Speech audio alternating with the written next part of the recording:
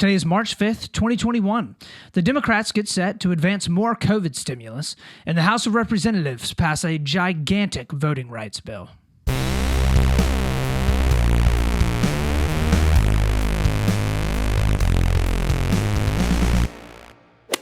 Welcome back, Split the Difference friends and Split the Difference family. We got the best episode that we've done for you so far. I'm just going to go ahead, throw it out there early on because we've got all the best news and insights from the left and the right side of the aisle today. Splitting that difference to find that sweet, sweet truth that lies right there in the middle.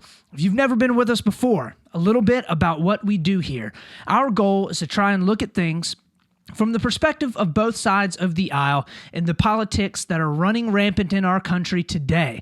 Our goal is to hopefully cultivate a bit of a good community, have good conversation, have conversations hopefully with people that we may disagree with at times, and be honest about our opinions, hopefully have educated opinions, and work to find a little bit of a middle ground where at all it is possible. So if that is something that you're interested in, go ahead and hop along with me as I come on into our first story of the day. Story number one. So today we actually are going to be doing things a little bit differently. We're only going to have two stories. Normally I have three, but the two stories today are actually pretty big, and there are a lot of different things and a lot of different nuances that I think would be beneficial for us to kind of parse through in these two stories. So we're only covering two, and the episode may be a little bit shorter as a result, but hopefully we're going to really get into the nitty-gritty of all the different stuff happening in our stories. So for our first story, we are looking at the Democrats who are trying to get more COVID stimulus passed. So last week, the House of Representatives passed a COVID stimulus package that is now being voted on in the Senate. It is looking like the Senate is probably going to pass it right around, maybe around Thursday, maybe tomorrow or something. They're making a number of adjustments to the package, and then once the Senate votes on it and pass it, which they very likely will pass it because they only have to have 50 votes needed, 51 with Kamala Harris voting, in order to actually be able to get the legislation passed back on over to the House. From there, the House will take another look at it. They'll decide whether or not they agree with the changes that the Senate made, which most people are saying or believe that they will. The House will vote on it, likely pass it again, and then it'll go on up to President Biden. Biden then, of course, will decide whether or not he wants to veto it. It would be very, very, very, very, very surprising if he vetoed it, and he will then sign it into law. So let's go ahead and hop in real quick, take a look. This is CNBC doing some reporting on this about a day or so ago. We have some breaking news this morning in Washington that could impact future stimulus measures. Ilan Moy joins us with the latest. Ilan. Well, Andrew, the COVID relief package is still winding its way through Congress, but today 10 Democratic senators are going to be laying down a marker for the next stimulus package. They're calling on President Biden to make sure that his massive infrastructure and investment plan includes an extension of unemployment benefits and recurring stimulus payments. And importantly, they want to tie those benefits to broader economic conditions. Now, this idea of automatic stabilizers does have the backing of key committee chairmen, including Bernie Sanders, Ron Wyden, Sherrod Brown, and others. And in a new letter to President Biden, they wrote, "This crisis is far from over, and families deserve certainty that they can put food on the table and keep a roof over their heads. Families should not be at the mercy of constantly shifting legislative timelines and ad hoc solutions." Okay, so Republicans basically have no way of blocking this because it is being done through a process called a budget reconciliation. So this allows for the Democrats to move this legislation through without having to have the 60-vote majority in the Senate that they normally would be required to have in order to be able to pass some sort of bill, some sort of act, getting something signed into law. So that is not to say that the Republicans aren't going to try and stymie or slow down this legislation as much as they possibly can. Senator Ron Johnson of Wisconsin said on Wednesday that he would force the Senate staff to read the full piece of legislation aloud. Like out loud. They're going to read the whole piece of legislation. This could take up to 10 hours. Oh my Lanta. So at this point, the Republicans are just trying to all right, we know that we're not going to be able to stop it, right? But we're going to make this as much of a headache as we possibly can, especially if we know that it would make a whole bunch of the Democrats mad. It also should not be incredibly surprising that it takes 10 hours to read all the way through a piece of legislation. Oftentimes, these things have so much extra stuff crammed into them. And they can be just thousands and thousands of pages long. And of course, most of the time when they vote on these bills or vote on these pieces of legislation, they'll bring it in and give all the senators like 3 hours to read it, right? And there's no way the senators can actually read it in 3 hours. So you end up voting on something you have no idea the extent to which it covers a wide gambit of random different things, right?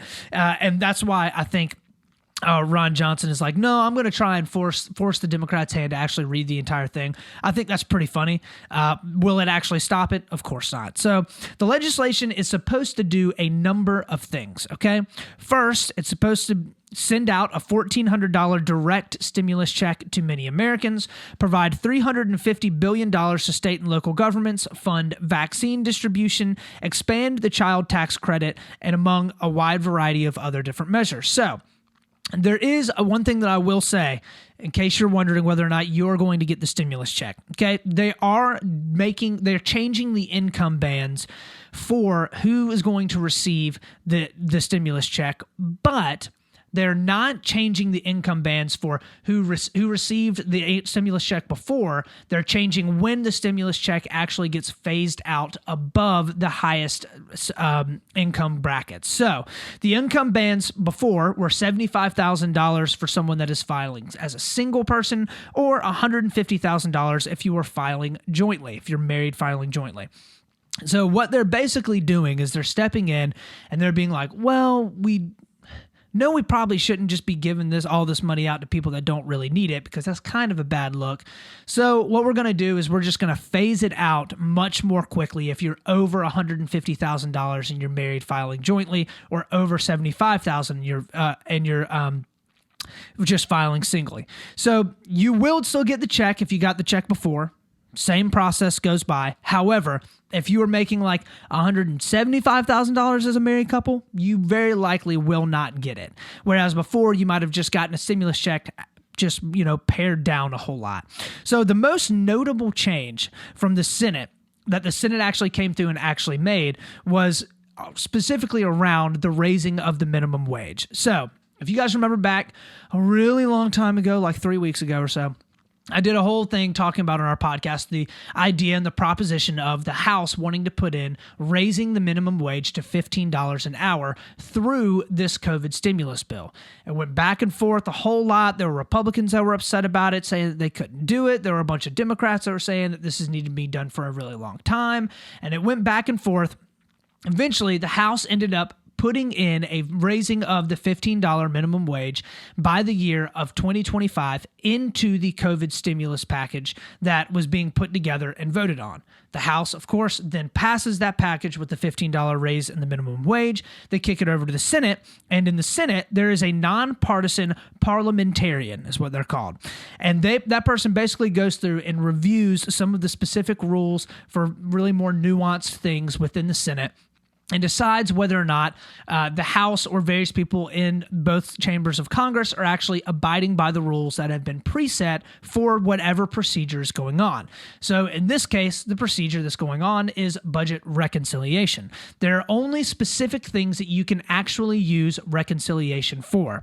The nonpartisan parliamentarian found that raising the federal minimum wage does actually not comply with reconciliation rules. So the Senate had to go through and to actually take that part of the stimulus package out, much to the dismay of many Democrats, much to the joy of many Republicans.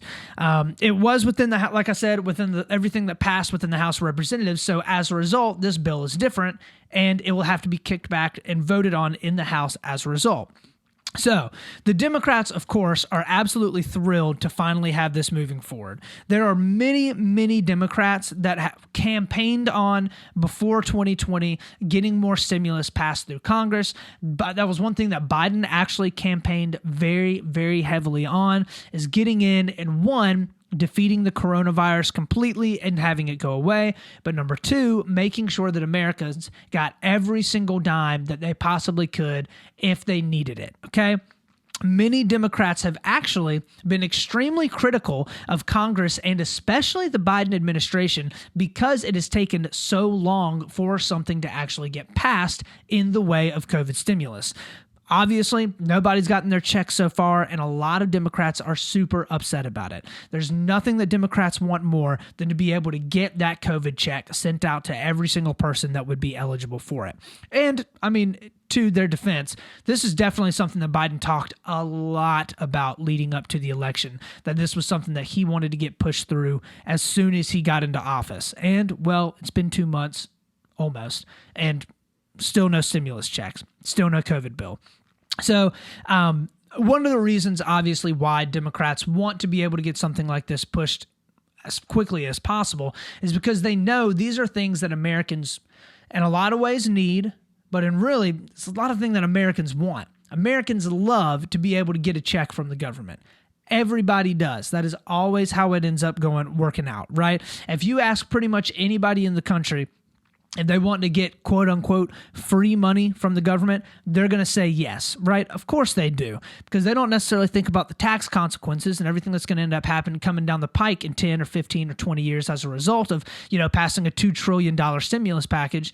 They're just like, man, it'd be really nice if me and my wife together got $2,800 from the government, right? And so far, there's been a lot of stimulus checks that have been sent out. So there are also a lot of Democrats that are pushing very, very hard for this to not be the last stimulus package. A lot of them want for all of the bills that Biden tries to pass this year to basically be similar in the layout to this. So whether it's his infrastructure bill, whether it's his healthcare bill, all of these things would basically be kind of built upon and around being able to hand out direct payments to citizens in America. Many people are calling for it, and like earlier, actually, you saw in the news clip by CNBC there, many people in Congress right now, and especially senators, are actually pushing for continuous stimulus payments to be handed out, not just as unemployment benefits, but actually to be sending out regular stimulus payments from the government over the next couple of months to help boost the economy and get it back up to just roaring standards, right? At the end of the day, basically saying enough is never enough. So the Republicans are obviously incredibly angry about this, but they realize there's not a whole lot that they can do about it. Not only are they not able to stop it, but by opposing the legislation that will give a bunch of Americans, like I said, quote unquote, free money from the government, it's kind of a bad look, right? Republicans are seen as the ones right now standing up in Congress and saying, no, I don't think it's a responsible thing to be handing out all of these payments and all of this money to people that may or may not actually need it.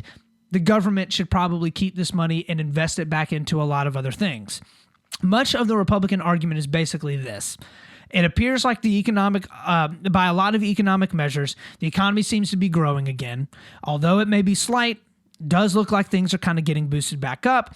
And, we know, secondly, that their vaccine distribution is going through the roof. We're getting all these different vaccine strains that are coming out, or different vaccines made by different companies, whether it's Johnson & Johnson or Moderna or BioNTech and Pfizer. We've got these different vaccines. We're getting them out and we're getting them into the arms of the people, and we're going to reach herd immunity, whatever that looks like, eventually. And when that happens, the economy is just going to be booming again, okay? And as a result, we don't need all of this stimulus, right? We don't need these stimulus payments. The economy is coming back in the way that it should. The reason why you're handing out money from the government is, of course, to be able to spur on economic growth. So at the end of all of it, honestly, I think that much of this COVID stimulus that's being handed out is very, very much for political gains. It just looks very good if you're the senator or you're the representative that signs into legislation through whatever ways that you possibly can to be able to get people money into their pockets. There are absolutely people in this country that need it. I've said it before, I will say it again. Of course, there are people that are struggling right now and that need this money in their pockets. However, the data shows that those people are actually, that group of people is significantly smaller than a lot of politicians would like for you to think that it is. This coronavirus pandemic has primarily hit low wage and low income earners the hardest, which sucks because those are the people that you would hope that it wouldn't hit the hardest. but it has. It has absolutely destroyed the pocketbooks of a lot of people that were living paycheck to paycheck, that were renting out homes. It hasn't severely affected people that own homes so far. We're not seeing a gigantic mortgage crisis that you would normally see during a recession where people are unable to pay their bills because they lose their jobs. When it comes down to it, the labor market did tighten a fair amount. However, it does look like the labor market is coming back. Unemployment is slowly but surely coming back down, and the jobless claims are coming down as well. I think personally, and granted, I'm not in Washington, I'm just a humble political pundit over here, but the best thing that this money could be spent on is updating the systems in which we figure out how people actually are doing if there's an economic recession. There are plenty of different ways that we could update systems in place where we would be able to figure out whether or not people actually have been incredibly negatively affected by the coronavirus pandemic. We currently are using 2019 tax returns in order to be able to decide who is going to get the COVID stimulus. That's a terrible metric to use to send anything out to people. There are plenty of people in 2020 that actually lost their jobs through the pandemic, but were, making gangbusters money in 2019, and now they don't have any money, right? Plenty of situations like that are happening all across the country, and the government doesn't know who to send this money to. I think one of the best ways is obviously to give it out through unemployment, but most of the money that there's putting a lot of this into is unfortunately going to large corporations. That's happening a ton. And it's going out in the form of stimulus payments, right? Stimulus checks. When it all comes down to it, the buck will have to stop eventually, okay? The government cannot continue to just pay out and pay out and pay out and pay out money. There will have to come a point in time where the United States looks at itself and it's like, all right, we're completely overspent. We don't have a dime left. It's probably not going to happen anytime soon. And unfortunately, it's going to end up pushing us further and further into debt, especially after we had the past 4 years of Trump, where he lowered the taxes and then obviously significantly lowered the revenue that the government was taking in, but didn't take away hardly any of the spending. If anything, spending went up. So now we're going into a further hole, which is definitely not what we need. So with all of that having been said, that is the end of our first story of the day. Let's hop on in to our second story, story number 2. So for our second story of the day, the Democrats look to pass a big voting rights act, okay? It's called the For the People Act. And this is they're touting it as one of the largest voting rights bills that has been passed since the 1960s. It is specifically changing the laws around voting, campaign finance, and ethics, okay? Those are the big things. This has been honestly probably one of the hottest subjects over this past year, especially after the 2020 election.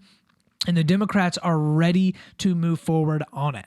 So with that having been said, let's go ahead and listen to an MSNBC reporting on this now. Tonight, the U.S. House of Representatives is scheduled to vote on H.R. 1, the so-called For the People Act, a bill touted by House Speaker Nancy Pelosi as a win for transparency and election integrity. But conservative lawmakers and even pro-life groups say, don't be fooled. Capitol Hill correspondent Eric Rosales reports. Eric? Well, Tracy, Democrats just wrapped up a press conference where they talked about why they're rushing H.R. 1 through the Congress, and it's all for election integrity. But Republicans I spoke with say, hold on. It has more to do about politicians than it does about the people. And they add that Democrats will get a real advantage in future elections because it eliminates all the safeguards. Okay. So there were multiple Democrats that actually campaigned on election reform. Most notably probably were the two senators out of Georgia, Ossoff and Warnock. Both won their respective runoffs in January. Both came out multiple times and said that one of the number one initiatives that they wanted to pass in going into Congress was voting rights bills that would be basically on par with the Civil Rights Act of 1965. So this bill basically does a few things, okay? First, the bill would expand access to the ballot box by creating automatic voter registration across the country. It would restore the voting rights of formerly incarcerated people. It would expand early voting, eliminate the need for identification to vote, modernize Americans' voting system. The bill would also strengthen oversight of political lobbying and campaign finance by preventing members of Congress from serving on corporate boards. And lastly, it would require presidents to release their tax returns. So that's a lot. There's a lot packed in there. In fact, there's probably much, much, much more than that in there. Those were pretty much just the highlights that I kind of wanted to pull out. So there are clearly a lot of very, very heated arguments about this on both sides. And while I do not believe that there was rampant voter fraud in the 2020 election by any stretch of the imagination, as much as Trump and many other Republicans would like to say that there was, there absolutely needs to be conversations around reforming much of our election system and how it currently sits. With the increased prevalence of mail-in voting, ballot harvesting, and gigantic sums of money being donated, our electoral system needs to be reformed to address a lot of these issues in a multiplicity of different ways. Okay.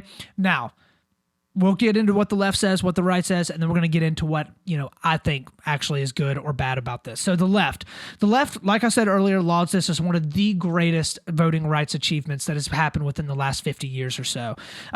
Basically, a lot of the arguments from the left have been that our election system is too particular and basically keeps people from being able to go in and vote.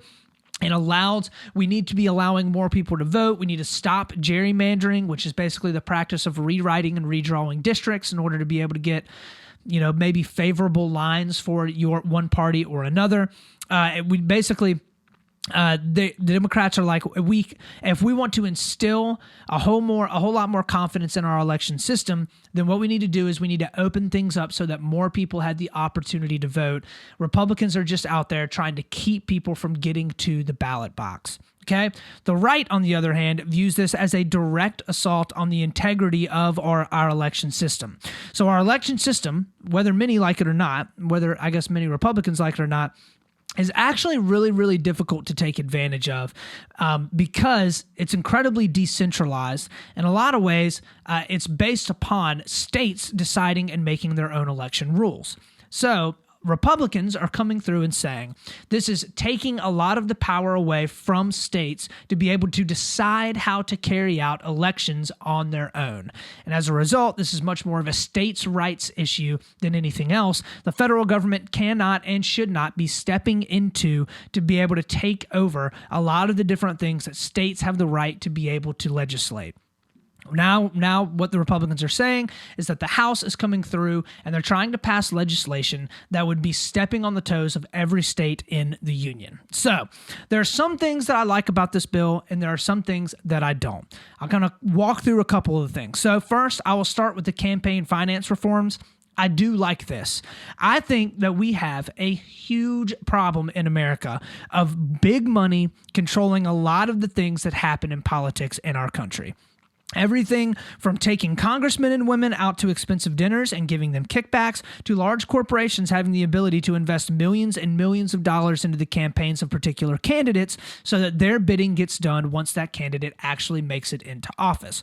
Putting more scrutiny around the lobbying and the campaign finance system in America is something that has been needing to happen for a very, very long time. There is no reason why someone in Congress should be able to sit on the board of Exxon or to be able to sit on the board of Walmart or Amazon or any of these gigantic corporations that have millions and millions of dollars to throw around. Because what ends up happening is you have a congressman or woman that is sitting on that board and they're listening to the complaints of and the basically what's happening within that company. And then they're taking that back to Congress and they obviously have a conflict of interest there. They want the company that they sit on the board of to do well.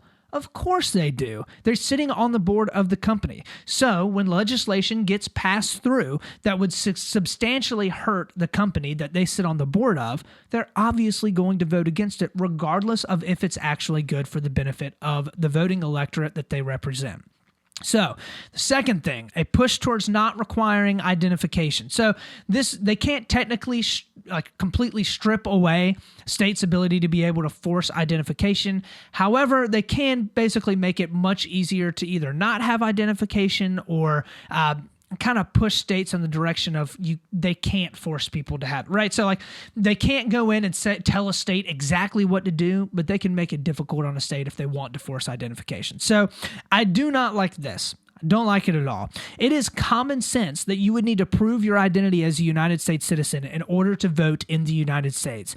Almost every other developed country in the world requires an identification, a government-given identification, because it prevents fraud. It's difficult to fabricate a United States federal ID, and there's a reason why it's difficult to fabricate that. You need to be able to identify who the people are in a wide variety of different, cases, not just voting, okay? So if you went to Europe, if you told somebody in Europe right now that you could vote in the United States without having an ID, they'd be absolutely blown away. They'd be like, "What? How does that make sense? Somebody could just come in and just vote a million times." What do you mean? They can just go. They can vote wherever they want. You don't have to prove who you are. You go vote for somebody else, right? Of course, it's just common sense.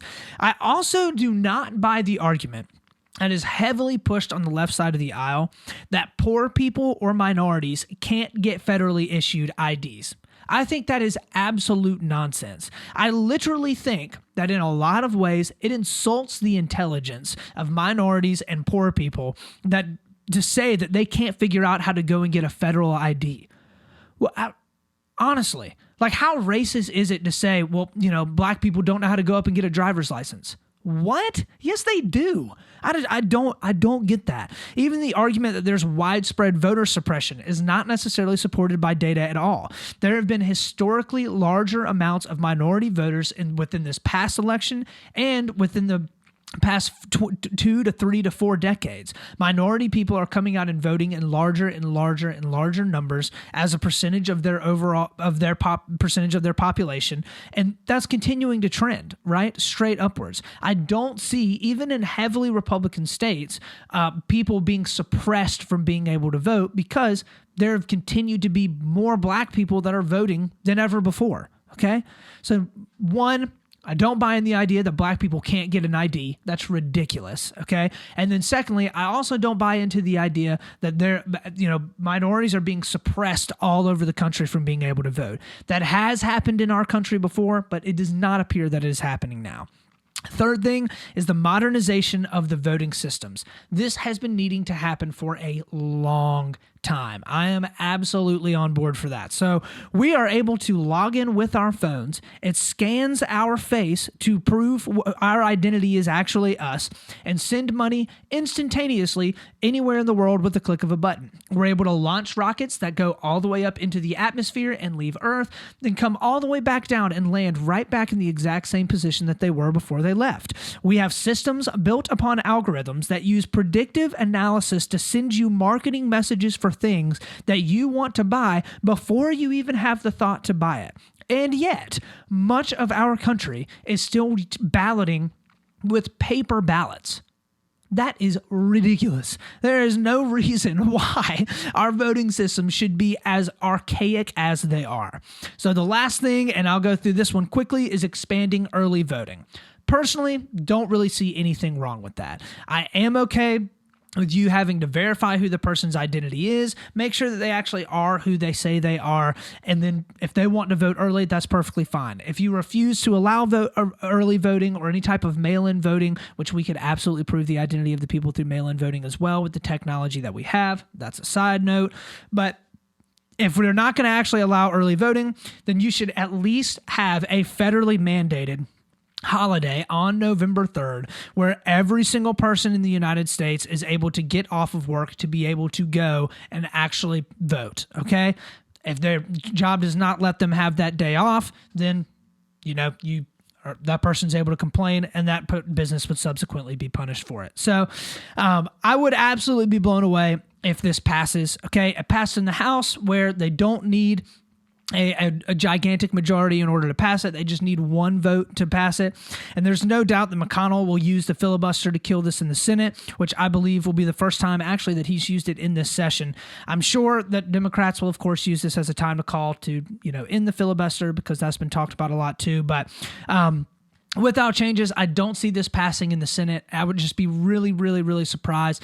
Voting in election this has been a huge hot stick. I mean, just a sticking point for Republicans for a while, right?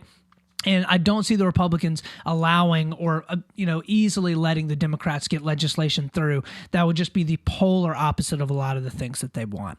So we'll have to see how it turns out, but we'll have to see, because I don't see this actually getting through, especially if Mitch McConnell has anything to say about it. So, with all of that having been said, that is the end of our second story of the day, our last story. Let's go ahead and hop into the last segment, my favorite segment, something that made me smile. So, something that made me smile this week is actually getting to go to my little sister-in-law's lacrosse game. She's in high school. She's killing it. I've never been to her lacrosse game before. I've really only been to one lacrosse game in my entire life. We didn't really grow up with that. So it was a ton of fun to be able to go see that, hang out. She killed it. I know there is no way that she's going to be listening to this, because there's no way that, any high schooler is nearly interested enough in politics to listen through the entirety of this episode.